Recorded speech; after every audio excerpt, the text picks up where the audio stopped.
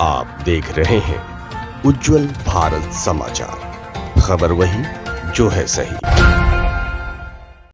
स्वागत है आपका उज्जवल भारत समाचार में। नमस्कार, आपके साथ मैं हूँ खुशबू। महाराष्ट्र की महायुति सरकार के मंत्रिमंडल ने राज्य की नई गृह निर्माण नीति 2025 को मंजूरी दे दी है। सरकार ने मेरा घर मेरा अधिकार का नारा देते हुए साल 2030 तक राज्य के प्रत्येक परिवार को मजबूत, सुरक्षित और पर्यावरण के अनुकूल घर देने का वादा किया है। इस नीति के बाबत मुख्यमंत्री देवेंद्र फडणवीस ने कहा कि नई नीति के माध्यम से आम आदमी को घर मुहैया कराना है। नीति में निम्न आय वर्ग, वरिष्ठ नागरिकों, महिलाओं, औद्योगिक श्रमिकों और छात्रों को प्राथमिकता दी गई है। इस नीति में 70,000 करोड़ रुपए के निवेश के साथ झुग्गी पुनर्वास को लेकर एक व्यापक कार्यक्रम शामिल है। नई नीति में ग्रामीण और शहरी इलाकों में आवासों की जरूरत पर विचार किया गया है। 2007 में बनाई थी गृह निर्माण नीति। इससे पहले राज्य सरकार ने 2007 में गृह निर्माण नीति बनाई थी। 18 साल तक वह पुरानी नीति चलती रही। आज नई गृह निर्माण नीति 2025 बनाई गई है। इस नीति के बाबत मुख्यमंत्री फडणवीस कहते हैं कि सालों से चल रहे प्रोजेक्ट, रखड़े प्रोजेक्ट, आंधे अधूरे प्रोजेक्ट, रिडेवलपमेंट के प्रोजेक्ट सहित सभी को नई नीति शामिल किया है। शुरुआत में जो SRA के रिहैब की जो बिल्डिंग बनाई गई, आज वह वर्टिकल झोपड़पट्टी जैसा हो गया है। नए रिहैब के घरों में हर संभव व्यवस्था का प्रावधान नई गृह निर्माण नीति में इसका ध्यान दिया गया है। पॉलिसी के बारे में क्या बोले सीएम? पॉलिसी के बारे में आगे सीएम ने बताया कि कामकाजी महिलाओं, वरिष्ठ नागरिकों और छात्रों के लिए किफायती और समावेशी आवास पर विचार किया गया है। किराए के आवास और भूमि बैंक बनाने के मुद्दों पर ध्यान केंद्रित किया गया है।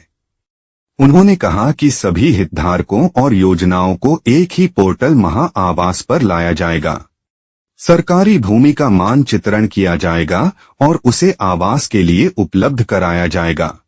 आवास की मजबूती एक महत्वपूर्ण कारक होगी और इसे आधुनिक तकनीक के साथ सुनिश्चित किया जाएगा। नए गृह निर्माण नीति की प्रमुख बातें। 18 साल बाद बनाई गई नीति। 2030 तक MIG, LIG वर्ग के लिए 35 लाख मकान बनाने का लक्ष्य रखा गया है।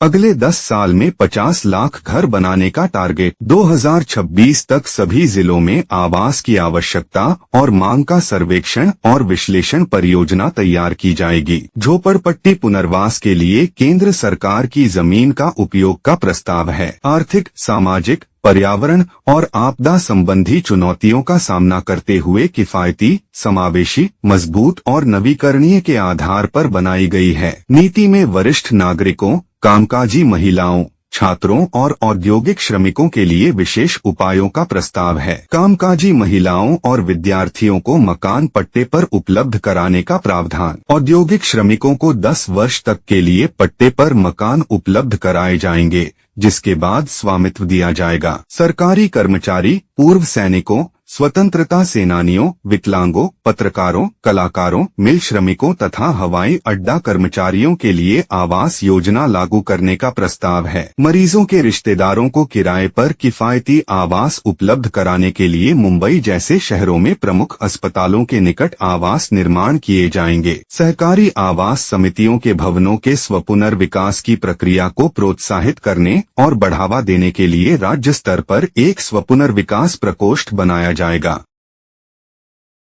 अभी के लिए फिलहाल इतना ही। ताज़ा तरीन खबरों को जानने और देखने के लिए आप हमारे उज्जवल भारत समाचार को लाइक, शेयर एंड सब्सक्राइब जरूर और अपने सुझाव हमारे चैनल के कमेंट्स बॉक्स में साझा जरूर करें। दीजिए इजाजत, नमस्कार। आप देख रहे हैं उज्जवल भारत समाचार, खबर वही जो है सही।